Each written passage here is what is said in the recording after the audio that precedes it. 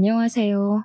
청취자 여러분들의 속을 확실하게 풀어드리려고 찾아온 40대 여자입니다.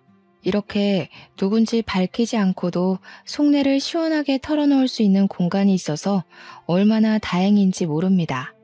제가 오늘 여러분께 들려드릴 이야기는 저희 집에서 눈엣 가시로 찍혀버린 박쥐 같은 우리 시어머니의 이야기랍니다. 처음에는 정말 너무너무 천사 같고 저를 예뻐만 해주시는 분이라고 생각했는데 알고 보니까 뼛속까지 이리 붙었다 저리 붙었다 하는 박쥐 근성이 있더라고요. 그럼 지금부터 제가 당하고 처치하게 된 모든 이야기를 풀어보겠습니다. 남편이랑 결혼을 하기 전부터 저는 집안의 자랑이었습니다. 명문대를 졸업해서 대기업 취직까지 쉼없이 달려온 시간은 저에게 명예를 주었죠. 그러다 첫눈에 반해서 만나게 된 남편과 결혼까지 했으니 제 인생은 정말 탄탄대로라고 생각했습니다. 그때 제가 얼마나 자만을 했었냐면요. 제 인생에 제가 가지고 싶은 모든 것은 다 제 손안에 들어온다고 생각했을 정도였습니다. 아무튼 제가 결혼한다고 인사를 드리고 나서 시모가 진짜 온 동네방네에 제 자랑을 얼마나 하고 다녔는지 상상조차 하기 어려우실 정도일 거예요. 지나가는 동네 사람들이 전부 이 아가씨가 그 집 며느리니? 그 대기업 다닌다는 며느리? 하고 물어보실 정도였으니까요. 거기다가 지인분들에게도 죄다 대기업 다니는 며느리 얻어서 노후가 행복하다고 자랑을 엄청 하고 다니셨대요. 물론 우리 남편이 장남이었으니까 노후에 어느 정도 도움을 드릴 생각이 있긴 하지만 너무 자랑을 하고 다니시니까 부담이 되기도 했죠. 뭐든 적당히 하셨으면 좋겠는데 자꾸 대기업과 노후를 연관지어서 이야기하시니까 저도 많이 불편했어요. 그렇게 결혼 생활이 1년이 넘었을 무렵 저희는 아이가 생기지 않아서 고민이 많았습니다. 피임을 하는 것도 아닌데 아이가 들어설 생각이 없더라고요. 매번 맞춰서 힘을 쓰는데도 생기지 않으니 슬슬 불안하더라고요. 그래서 병원을 찾아가게 되었습니다. 최후의 보루라고 생각하고 간 거죠. 그런데 글쎄 남편의 정자 활동이 너무나도 저조하다는 거예요. 그래서 임신하기가 쉽진 않을 거라고 의사 선생님께서 시험관 시술을 권유하셨습니다. 나이도 꽤 차기도 했고 하루라도 젊었을 때 아이를 가져야 육아하기도 수월하고 편하다는 주위의 이야기도 들려오고 고민이 많이 됐죠. 그런데 시험관 시술이 정말 상상을 초월할 정도로 아프다는 거예요. 글쎄 남편이랑 저랑은 결국 1년을 더 노력을 해보고 그때도 실패를 하게 되면 시험관 시술을 하자고 약속했어요. 우리 부부의 사이의 일은 그렇게 마무리가 되었는데 남편의 얼굴에 수심이 가득하더라고요. 다른 걱정이 있냐고 물어보니까 본인이 난임이라 아이가 들어서지 않는 건데 시댁에 어떻게 설명을 해야 좋을지 모르겠다고 하더라고요. 시댁에서는 남편이 장남이니까 대를 꼭 이어야 한다고 아들 타령을 심하진 않지만 은근히 눈치 주시면서 하셨거든요. 그래서 그냥 남편한테 아예 난임의 난자도 꺼내지 말자고 애가 잘 안 들어서는 것 같다고만 하자고 합을 맞췄죠. 저도 그렇고 남편도 그렇고 그런 일로 스트레스 받고 싶지 않았거든요. 그런데 저희의 노력이 무색하게도 그 뒤로 1년이 더 지났는데도 아이가 생기지 않았습니다. 그 무렵쯤 회사에서 제 일을 제일 많이 도와주던 상사가 퇴직을 하고 스타트업을 차릴 예정이라고 하면서 저에게 같이 했으면 좋겠다고 은근히 제의가 왔습니다. 회사 상사의 말을 들어보니 조건도 꽤 괜찮았고 연봉은 당연히 대기업에 비할 것이 아니지만 비전이 있다는 생각이 들었어요. 남편과 저는 엄청나게 고민을 하게 되었죠. 대기업에서 받는 연봉이 꽤 됐기 때문에 이 연봉을 포기하고 불구덩이로 들어가야 하나 하는 생각이 들어서요. 게다가 우리 시모가 아이로 스트레스를 주면서도 대기업에 다니기 때문에 아이를 가져도 이래저래 힘들겠지 하면서 넘어가는 부분도 있었거든요. 시모가 그나마 자랑이라고 생각하는 대기업마저 그만둔 것을 알게 되면 난리를 칠 것 같아서 고민을 하고 있었는데 회사 상사가 말하는 스타트업의 전망이 너무 좋아 보여서 자꾸만 고민이 되더라고요. 남편이랑 꽤 오랜 시간 상의를 했지만 결정을 내리지 못하고 전전긍긍하며 시간을 보내고 있었습니다. 대기업이라는 게 참 복지도 좋고 연봉도 좋지만 그만큼 일이 힘들기도 했고 제 일을 가장 많이 도와주어서 의지했던 상사가 그만둔다고 하니까 마음이 갈팡질팡했죠. 그러던 와중에 도련님이 결혼을 하게 되었어요. 아주 급하게 식을 치르게 되었는데 혼전 임신으로 혼수를 준비해왔기 때문이었습니다. 동서가 된 사람은 피부관리실을 운영하고 있었는데 위치가 청담동 한복판에 있었어요. 생각보다 장사가 잘 되나 했더니 정말 장사가 엄청나게 잘 되는 그런 피부관리실이었습니다. 원장으로 있는 동서는 손재주가 좋은 건지 말솜씨가 좋은 건지 고객 관리도 유지도 참 잘하는 사람이었어요. 근데 우리 시모가 뭐랄까 서비스직에 종사하는 사람들을 조금 무시하는 경향이 있는 사람이거든요. 가게를 가던 콜센터에서 상담을 받던 서비스직에서 일하는 사람을 은근히 하대하는 요즘 말하는 갑질을 일삼는 사람이었죠. 그래서 솔직히 동서에 대한 걱정을 많이 했었거든요. 대기업 다니는 걸 자랑이라고 여기시는 시모가 동서를 탐탁지 않아 하면 제가 가운데서 어떤 노력을 해야 하나 고민하고 있었는데 글쎄 아주 헛된 고민이었죠. 동서가 임신을 떡하니 해서 오니까 우리 며느리 하면서 난리가 난 거예요. 그러면서 본격적으로 저한테 우리 첫째 며느리는 도대체 언제 대를 이어주려고 저러는지 모르겠다면서 대놓고 뭐라고 하시더라고요. 첫째가 임신을 먼저 했어야 했는데 순서가 아무리 없다지만 너무한 거 아니냐고요. 저야 뭐 한기로 듣고 한기로 흘렸지만 우리 남편의 속이 많이 상했나 보더라고요. 스트레스 받는다고 시댁에 가기 싫다고 하더라고요. 우리 시모는 남편한테 문제가 있을 거라는 생각을 전혀 안 하는 사람이었어요. 당연히 저한테만 잔소리를 하셨거든요. 그런데 남편 입장에서는 자기한테 문제가 있는 거니까 저한테 미안하기도 하고 좀 그랬나 봐요. 그런데 예상 밖의 문제는 또 있었어요. 본격적으로 시모가 저와 동서를 차별하기 시작한 거죠. 우리 며느리 하면서 지인들 모임에 동서만 데리고 다니기 시작한 거예요. 처음에 말했듯이 시모 주변에 시모를 아는 모든 사람들이 제가 대기업에 다니는 걸 알 정도로 제 자랑을 엄청나게 하고 다니셨다고 했잖아요. 그런데 이제는 그 모든 걸 동서한테 하고 계신 거였죠. 우리 시모가 또 발이 얼마나 넓은지 정말 모임 광이거든요. 그동안은 그런 자리에 저를 꼬박꼬박 데리고 다니셨었단 말이죠. 친구들 모임, 친인척 모임에 저를 자랑하려고 데려가서는 우리 며느리가 대기업에 다니느라 바쁜데도 나를 위해 이렇게 시간을 내어준다면서 이야기하셨어요. 그런데 그 대상이 이제 제가 아니라 동서로 바뀐 거예요.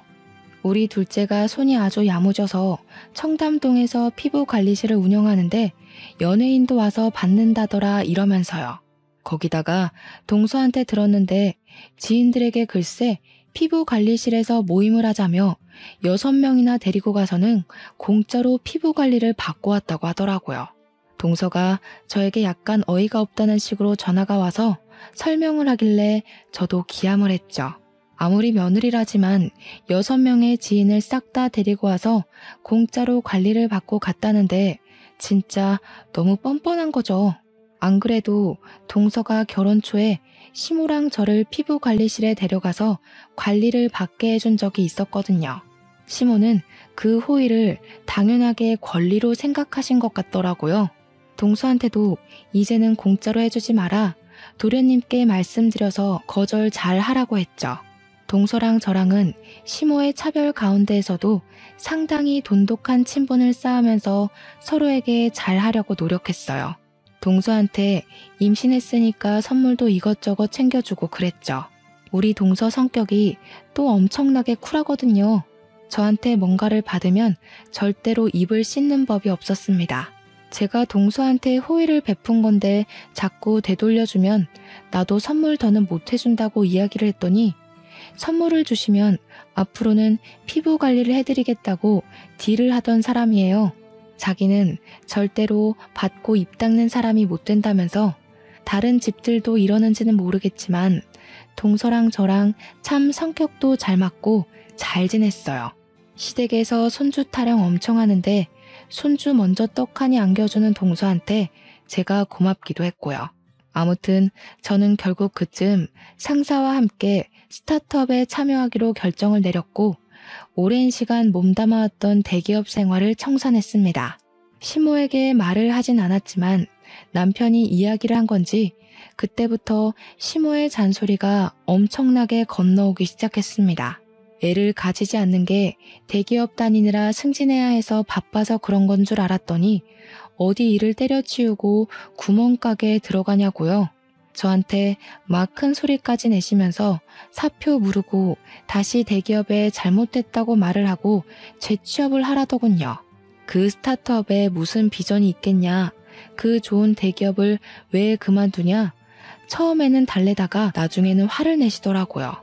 회사 직원도 너랑 회사 상사랑 둘이라고 하던데 그게 제대로 된 회사는 맞고 월급은 나오냐고요. 우리 아들이 번 돈으로 호의호식하려고 그러는 거 아니냐 하면서 하고 싶은 말 다 쏟아내시는데 그동안 어떻게 참으셨는지 모르겠더라고요. 근데 대표님이 되신 우리 회사 상사가 대기업에 재직 중인 당시에 우리 부서 최고 브레인이자 중심축에 있던 사람이었거든요. 우리가 IT 보안 쪽에서 일을 하고 있었는데 정말 신의 손이라고 불리던 사람이고 회사를 그만두더라도 분명 자리만 잡으면 일이 쏟아질 거라고 예상했단 말이죠. 오죽하면 우리 부서에 있던 사람들 몇 명이 따로 연락 와서는 스카우트 좀 해달라고 부탁을 할 정도였는데 시모가 구멍가게라고 무시하니까 저도 기분이 영 별로더라고요. 시모는 결국 대기업을 다니지 않는 저를 엄청나게 구박하고 무시했어요. 뭐 돈 100만 원은 버는 거냐? 쪽팔려서 며느리라고 말하고 싶지도 않다고요. 덧붙여서 차라리 이참에 애나 낳으라고 아들 낳아야 하는 거 알지? 너네가 대를 이어야 한다고 난리를 치셨습니다.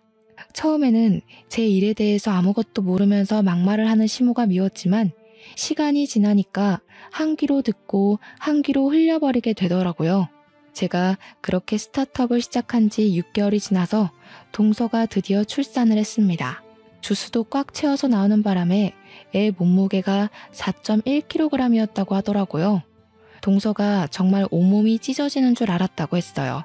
애 낳느라 얼마나 고생했는지 얼굴에 실핏줄이 다 터져서 푸르댕댕해질 정도로 힘을 줬다고 하더라고요.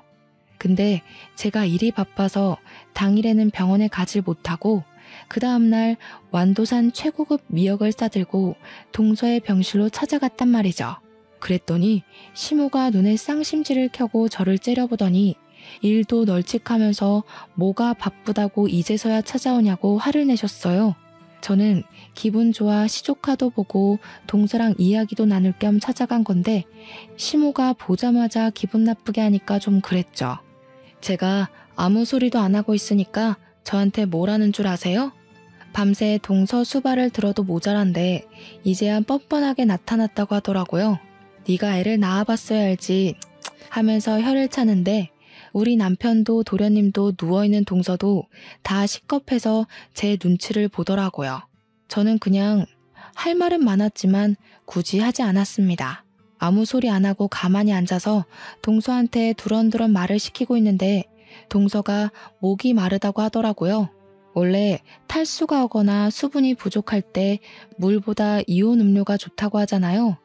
그래서 동서에게 이온 음료를 건넸죠. 아플 때에도 물 대신 이온 음료를 더 찾아 먹기도 하고 하니까 일부러 생각해서 건네준 거였어요. 그런데 우리 시모가 제 손에 들린 이온 음료를 보자마자 제 뒤통수를 퍽 소리나게 때리는 거예요. 또 너무 놀라서 으악 소리를 내고 우리 남편도 놀래서 엄마 뭐 하는 거야 하면서 소리를 질렀어요. 동서랑 도련님은 아무 소리도 못하고 입만 떡 벌리고 있었고요. 그러자 시모가 저한테 생각이 없어도 너무 없다면서 물을 줘야지 음료수를 주면 어쩌냐고 너도 나중에 애 낳으면 음료수나 마셔라 하는데 남편은 옆에서 한숨 쉬고 있고 시모는 이때다 싶었는지 언제 아이 가질 거냐고 닥달을 했어요. 둘째네가 먼저 아들을 낳으면 장남이 면이 서겠냐고, 둘째네가 딸 낳아서 다행인 줄 알아 이러는데 동서랑 저랑 둘 다 표정이 썩어 들어갔죠. 남편은 제가 뒤통수를 맞은 게 본인 뒤통수를 맞은 것처럼 기분이 나빴는지 시모에게 소리를 쳤어요. 왜 애먼 사람을 잡고 그래? 내가 불임이래. 내가 몸이 안 좋아서 임신을 못 시키는 거라고요. 제발 가만히 좀 있으세요. 엄마가 그럴수록 내 체면이 더 안 선다는 거 알아두시라고요. 그 말을 들은 시모가 완전 어안이 벙벙한 표정으로 저를 한번 남편을 한번 번갈아 가면서 보시더라고요. 믿기지 않는다는 목소리로 이게 다 무슨 소리냐고, 웬 말도 안 되는 소리를 하고 있냐고 저한테 솔직하게 이야기를 하라고 재촉을 하시더라고요. 그래서 제가 그랬죠. 불임은 아니고 난임이라 좀 어렵대요. 그러니 남편이 다 자기가 부족해서 생긴 일인데 왜 우리 마누라 탓을 하냐고, 우리가 노력도 안 해본 줄 아냐고 시모한테 난리를 쳤습니다. 듣던 동서도 도련님도 불편했는지 제발 그만하시라고 남편을 말리기 시작했죠. 시모는 동서 병실 한복판에 주저앉아서 아니 우리 아들이 난임이라고? 애를 못 가진다고? 하면서 엉엉 울기 시작하셨습니다. 저는 진짜 동서한테 너무나도 미안했어요. 출산하고 푹 쉬어도 모자랄 판에 병실에서 이게 무슨 일인지.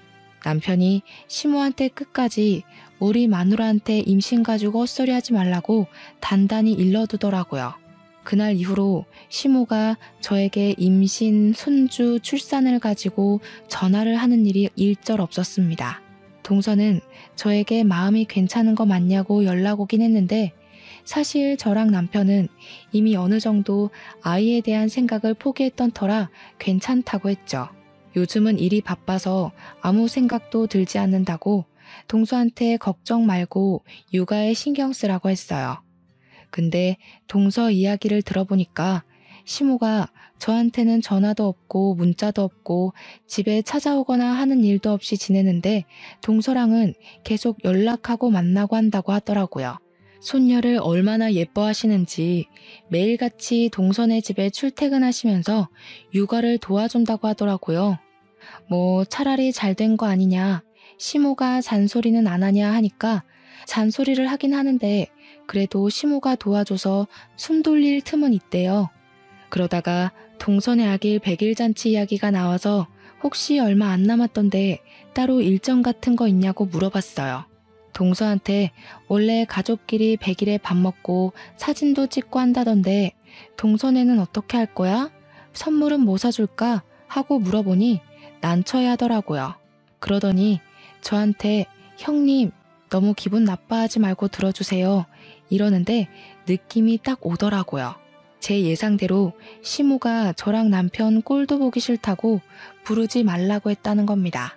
그래서 그냥 아 그래? 하고 넘어가려 했는데 동서가 우리 가족이랑 따로 만나서 밥 먹고 싶다고 오늘 때길래 알겠다고 했어요.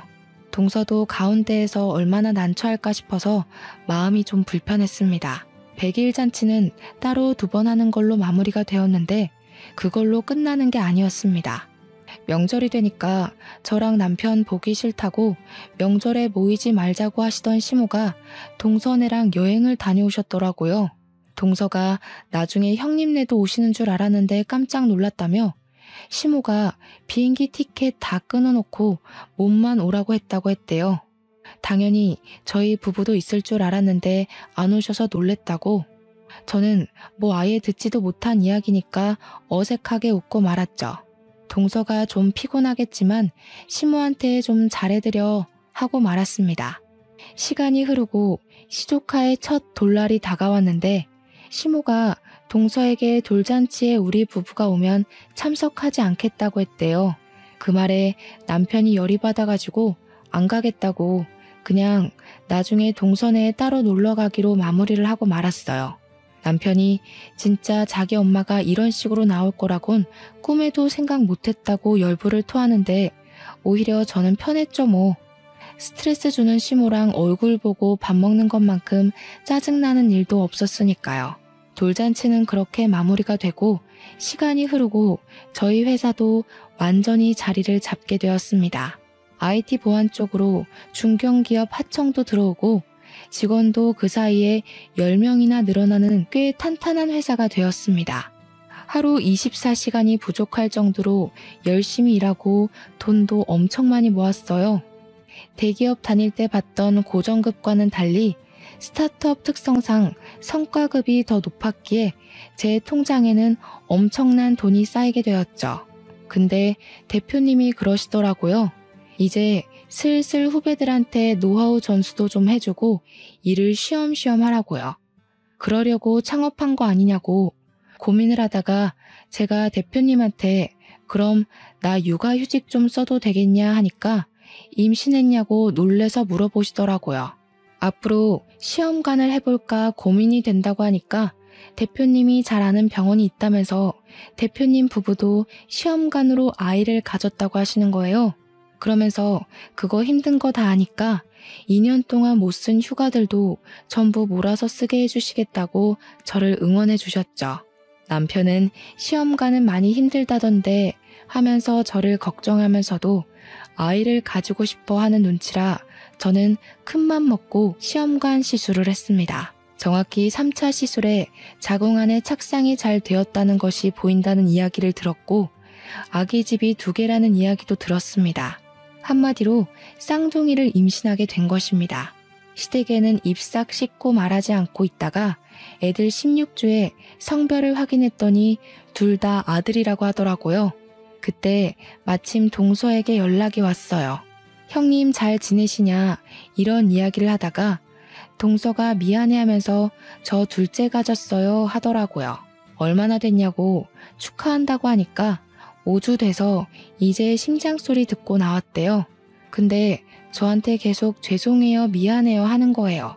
그래서 그러지 말라고 나도 임신했다고 기쁜 소식을 전했죠. 동서가 진짜 눈물을 팍 터뜨리면서 너무너무 축하드린다고 난리를 치길래 시험관 했다고 쌍둥이라고 모든 이야기를 해줬어요.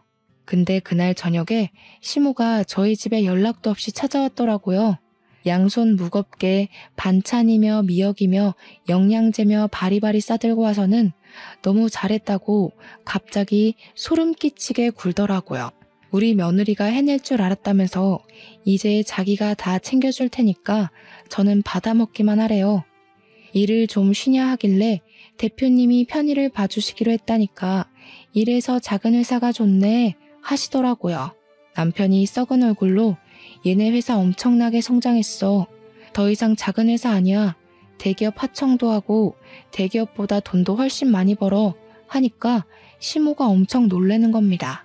역시 우리 며느리 능력 하나는 제대로라고 완전히 비행기를 태우는데 영 불편하더라고요. 둘 다 아들이라며 우리 며느리가 대를 이어줄 거라고 생각했다 하시면서 둘째네도 아들을 낳아야 한다고 걱정을 하셨습니다. 그렇게 끼고 살다시피 했던 동서가 첫째를 딸을 낳았다고 갑자기 엄청나게 무시를 하는 거예요. 시간이 흘러서 동서네도 성별 확인을 했는데 둘째도 딸이라고 하더라고요. 성별 확인하고 얼마 지나지 않아 시모 생신이라 오랜만에 온 가족이 다 같이 모였는데 거기서 시모가 동서 구박을 어마어마하게 하는 거 아니겠어요? 피부관리실에서 화장품 내리만지면 몸에 좋겠니? 이러면서 이야기를 하는데 그게 무슨 상관인지 모르겠더라고요. 그러는 시모는 여전히 동서 곤란하게 지인들 몇 명씩 데리고 공짜 관리받고 있으면서요. 아무튼 둘째도 딸이니 저 집안은 셋째 언제 낳아서 어떻게 키우냐고 애 셋 키울 돈은 버냐고 무시를 하더라고요. 딸 둘 낳아도 충분한데 아들을 왜 꼭 낳아야 하는지. 그러면서 우리 첫째 며느리는 돈도 잘 벌고 아들도 한 번에 둘이나 생겼다고 둘째는 뭐가 모자라서 저러는지 모르겠다 이러면서 대놓고 동서한테 구박을 주는데 완전히 제가 당했던 그대로를 겪고 있더라고요.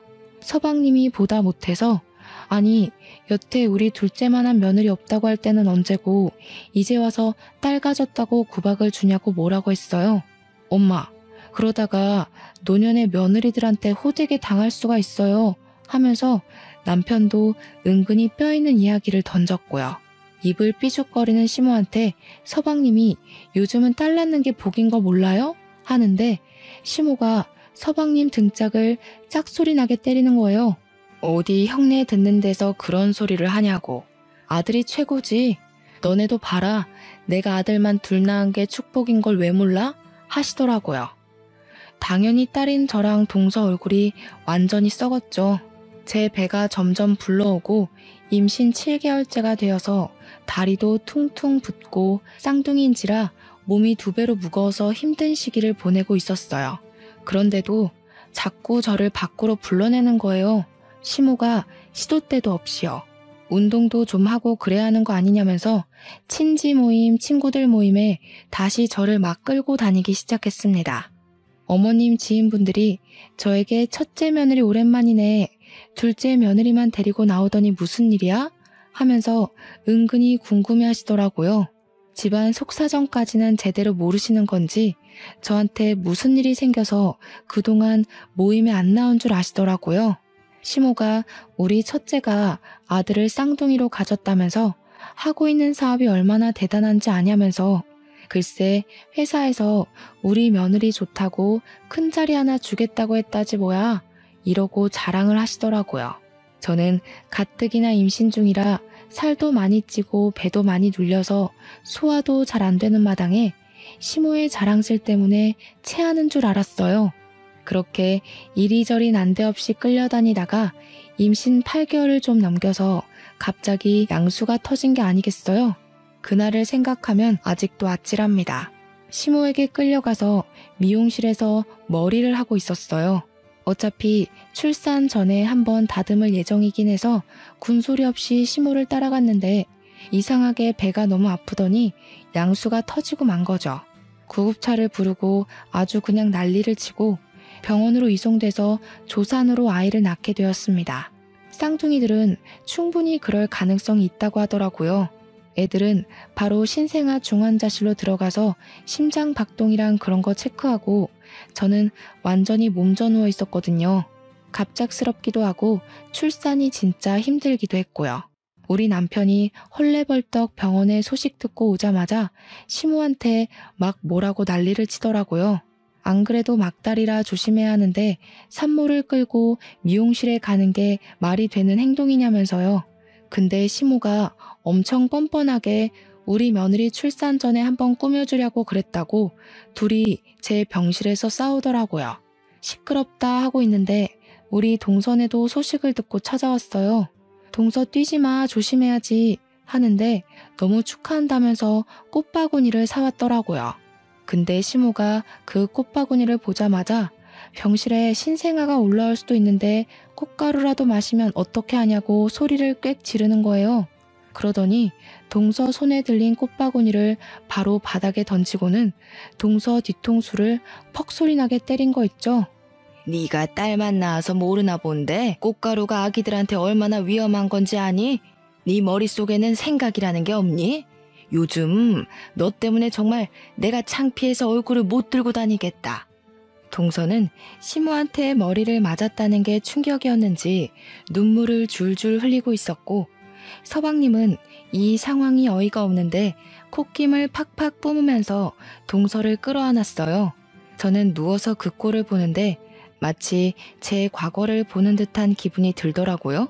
그때는 내 뒤통수를 시원하게 때리더니 정말 이제야 시모가 손버릇 자체가 나쁜 사람이라는 걸 체감했죠. 동서 보는데 제가 다 미안하고 출산하고 나와서 정신없는 와중에도 눈물 흘리는 동서를 보면서 시모에게 화를 냈어요. 아니 어머님, 동서가 뭘 그렇게 잘못했다고 그런 행동을 하세요? 입이 있으면 말을 해보세요. 미안한데 저도 어머님 뒤통수 칠 수 있거든요? 제가 지금 쳐드려요? 시모는 제 입에서 그런 말이 나올 줄 상상도 못했다면서 어찌 시모한테 그런 말을 할 수 있냐고 어이없어 했죠. 우리 남편도 떨어진 꽃바구니 주워서 잘 올려두고는 시무한테 엄마 당장 나가라고 하면서 시무를 밀면서 쫓아냈어요. 저는 동서에게 일부러 더 꽃 선물 받고 싶었다. 우리 남편도 안 해온 선물인데 너무 고맙다. 꽃이 예쁘다고 계속 이야기를 해줬죠. 그러니까 뒤통수 맞고 울고 있던 동서가 그제야 저한테 얼굴이 많이 상했다고 출산하느라 힘드셨죠 하면서 말을 걸더라고요. 아니야, 괜찮아 하는 순간에 시무가 병실 문을 열고 벌컥 들어오더니 또 소리를 치는 겁니다. 야, 첫째가 얼굴 상한 걸 봤으면 화장품이라도 챙겨와서 피부 관리를 좀 해주던가. 너는 생각이 없어도 너무 없다. 하는데 진짜 제가 지쳐서 대답도 못하고 한숨 쉬면서 남편만 바라봤어요. 제발 좀 치워달라는 표정으로 보고 있으니까 남편도 연을 끊을 기세로 시무를 째려보고 있더라고요. 결국 제가 나서야겠다 싶어서 지쳐서 이야기를 했습니다. 그냥 제가 못 씻어서 그런 거예요, 어머님. 저 너무 힘드니까 이제 돌아가세요. 그랬더니 우리 아들 낳은 며느리 힘들면 안 되지 하면서 푹 쉬라고 자긴 집으로 가겠다고 하시면서 나가더라고요. 진지하게 우리 시무 인성에 문제 있다는 생각을 하게 되었죠.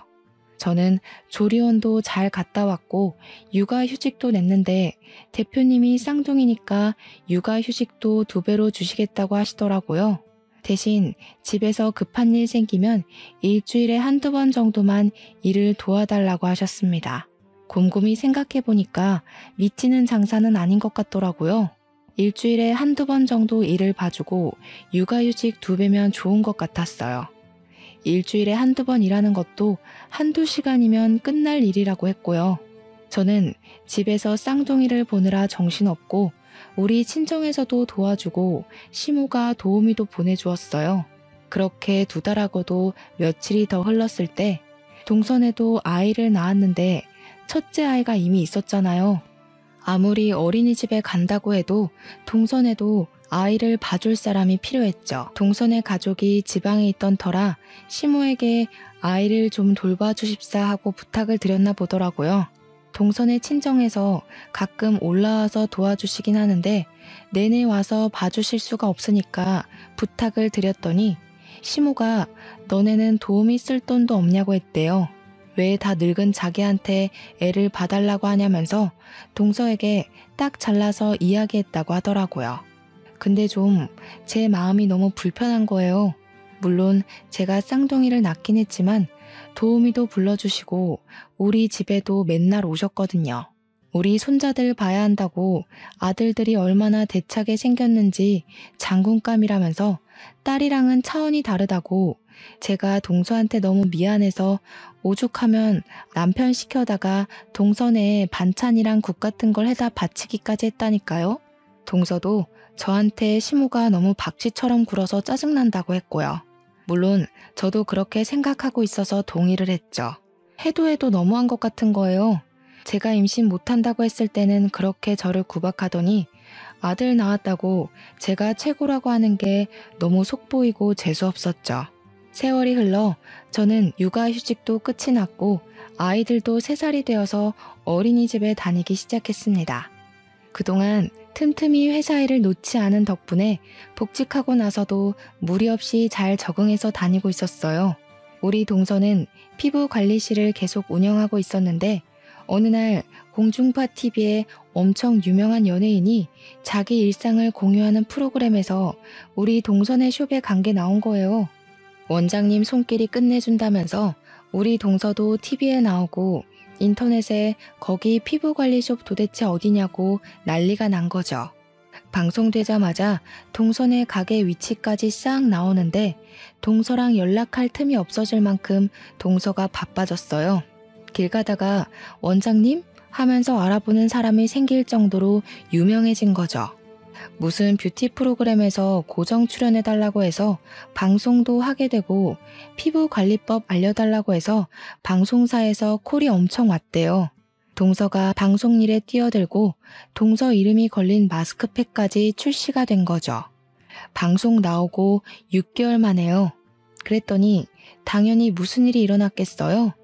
시모가 동서만 찾는 거죠. 우리 둘째 시간 되냐고 나랑 모임 좀 가자 이러면서. 근데 동서가 딱 반기를 들더라고요.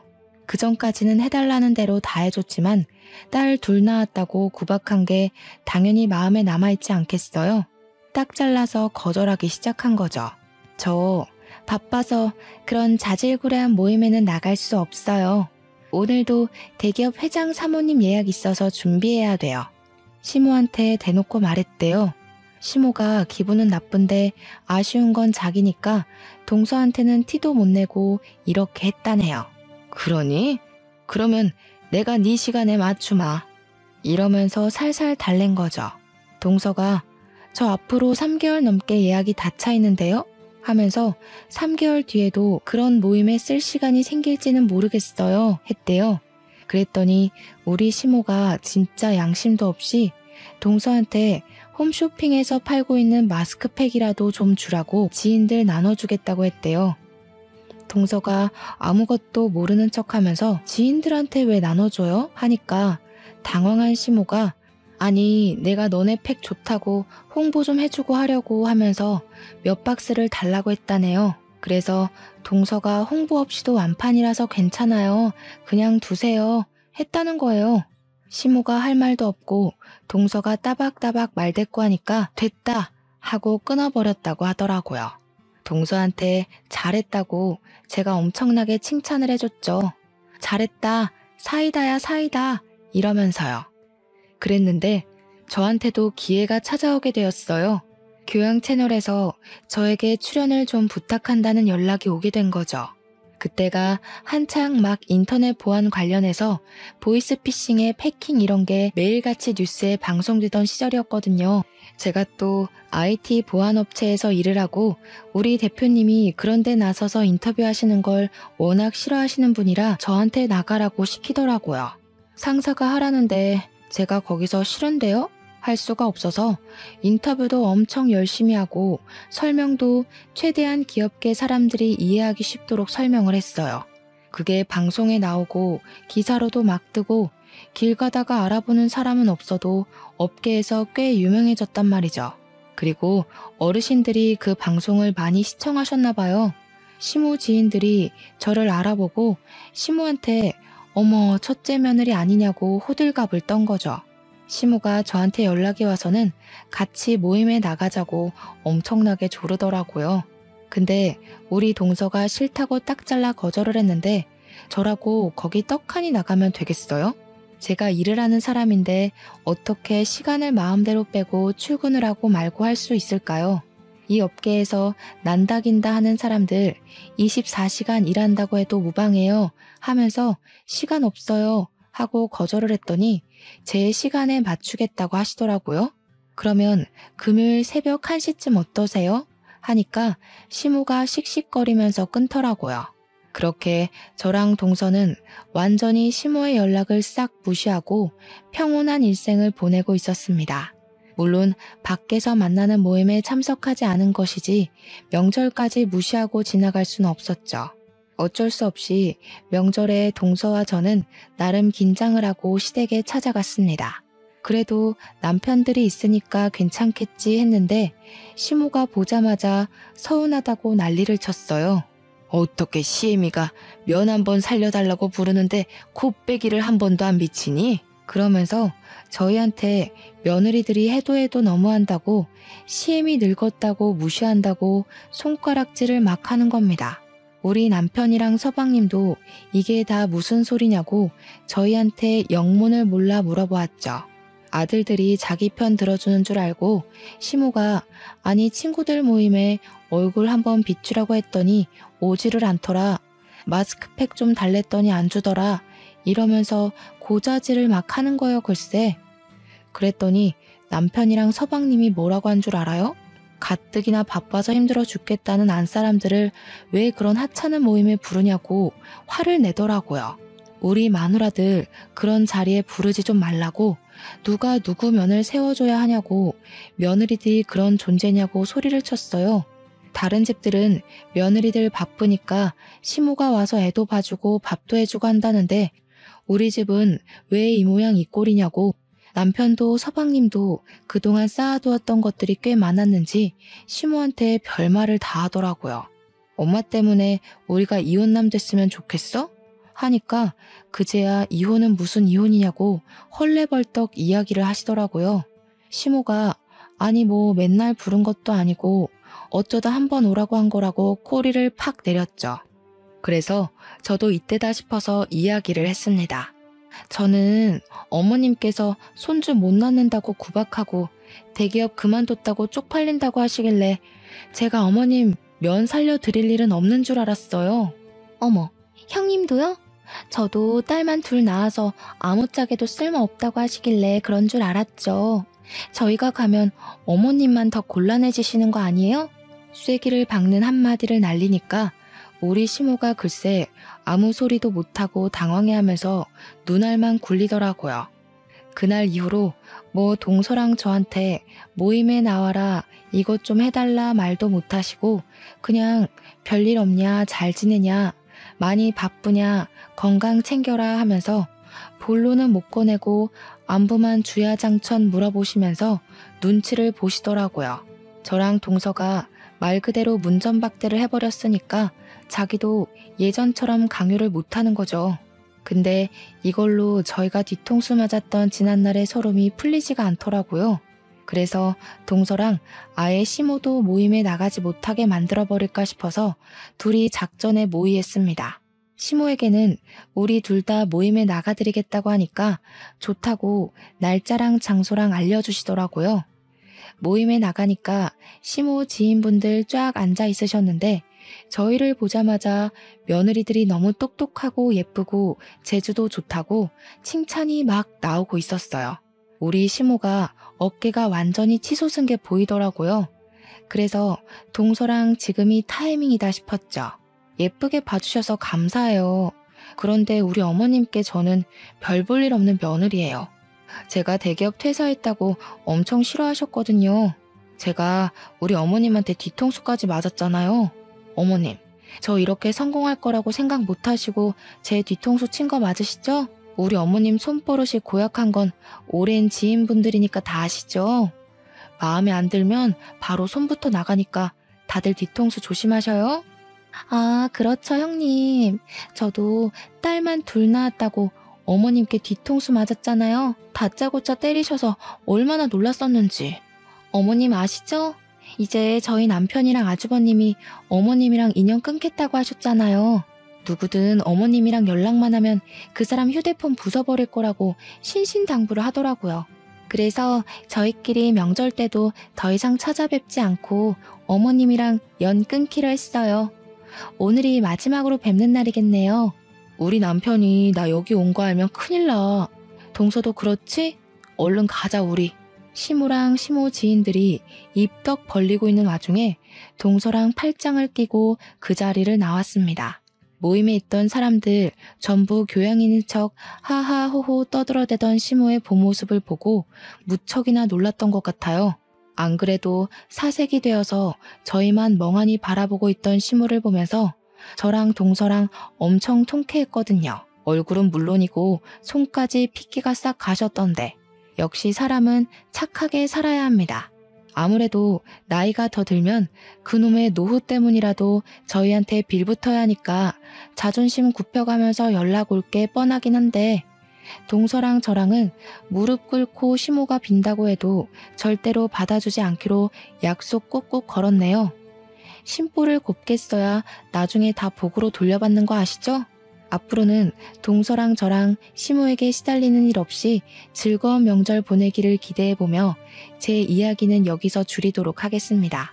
제 사연을 들어주신 여러분 정말로 감사합니다.